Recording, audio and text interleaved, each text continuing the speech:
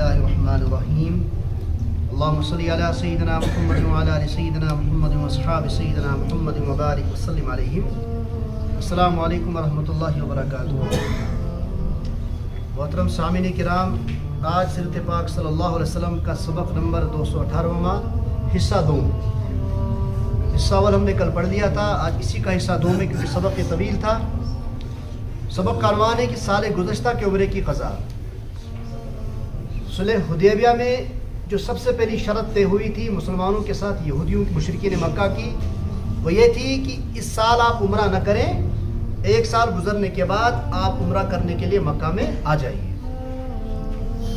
اس ایک سوال کی طویل مدت میں آپ صلی اللہ علیہ وسلم نے تعلیم و تربیت کا کام کیا صحابہ کرام میں، اور اطراف میں جہاں یہ خطرہ لاحق ہوتا تھا کہ کہیں سے جو سیدھے سادے لوگ تھے، یہودیوں میں جو فتین ہوا کرتے تھے، وہ انہیں گمراہ کرنے کے بعد مسلمانوں پر حملہ کرنے کے لیے اکسایا کرتے تھے.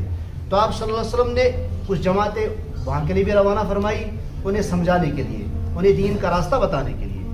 یہ گزشتہ سبق میں ہم نے پڑھ لیا تھا، اور آخر میں جس سبق پر ہم پہنچے تھے کہ آپ صلی اللہ علیہ وسلم جب عمرہ کرنے کے لیے نیچے آئے، آگے آ رہے مکہ کی جانب، تو مشرکین مکہ نے یہ بات پھیلا دی کہ ان کو بخار چڑھا ہوا ہے، کہ مدینہ میں بخار ہوا کرتا ہے، انہیں بخار چڑھا ہوا ہے.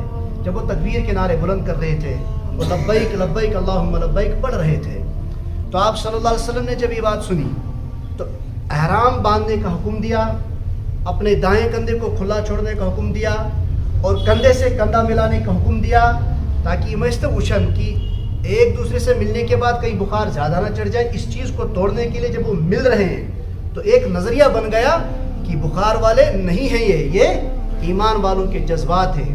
اور آپ صلی اللہ علیہ وسلم اس کے بعد کیا حکم دیا؟ قدم ذرا اٹھا کر تیز چلیے، کیا اکڑ کر چلیے. یہ اخلاص والی اکڑ تھی. اللہ تبارک و تعالیٰ کو اخلاص والی اکڑ اتنی پسند آئی کہ آج تک جس طریقے سے عمرہ کیے جا رہے ہیں اسی طریقے سے عمرہ کیے جا رہے ہیں. یہاں تک ہم نے کل پڑھ لیا تھا. رحمت عالم صلی اللہ علیہ وسلم بھی اسی طرف طواف کر رہے تھے، اور آپ صلی اللہ علیہ وسلم کے آگے آگے حضرت عبداللہ بن رواحہ رضی اللہ تعالیٰ عنہ تھے، اور شعر پڑھے جا رہے تھے، ایمانی جذبات سے سرشار تھے.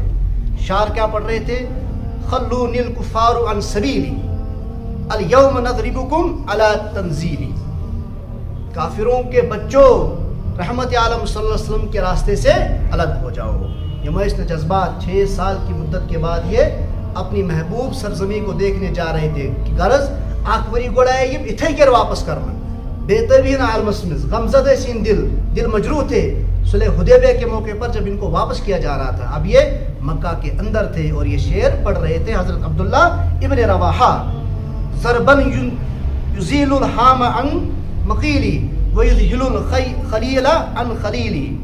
نہیں تو اللہ کے حکم کے مطابق آج ہم ایسی مار ماریں گے کہ تمہارے سروں کو تمہارے جسم سے جدا کر دیں گے، اور دوست کو دوست سے بے خبر کر دیں گے. ایسی مار ہم ماریں گے آج. یہ اس کو شعر پڑھ حضرت عبداللہ ابن رواحہ رضی اللہ تعالیٰ برونڈ بڑھ اسی رحمت عالم صلی اللہ علیہ وسلم پکڑ. حضرت عمر رضی اللہ تعالیٰ نے سن کر فرمایا، حضرت عمر تیس واریہ جذبتی آسن، لیکن اتوس تھوڑا ادبک تقاض یہ میں برونڈ بڑھ پکن صحابی تو ایک نبی اس پر پکن. ابن رواحہ، آپ حضور صلی اللہ علیہ وسلم کے آگے آگے چل رہے ہو، حرم میں شعر پڑھ رہے ہو، تو شو برونڈ تی پکن بے شو شعر تی پڑھن. لیکن نبی اکرم صلی اللہ علیہ وسلم نے سن کر فرمایا، عمر رہنے دو، تھوڑا خاموش، فی الحال یہ شعر نیزوں سے زیادہ کام کر رہے ہیں. شعر کیا جو تو اس شعر جو پڑھن یہ نیزوں سے بھی زیادہ ان کے دلوں پہ چبھ رہے. کن کے دلوں پر؟ مشرکین مکہ کے دلوں پر. یہ ظلم جبر اس کرنا بھی. صحابہ کرام نے کئی سالوں کی تڑپ پوری کی اور دل بھر کے طواف کیے، نفلیں پڑھی، دعائیں مانگی. مکہ کے لوگ یہ منظر اپنی آنکھوں سے کہاں دیکھ سکتے تھے؟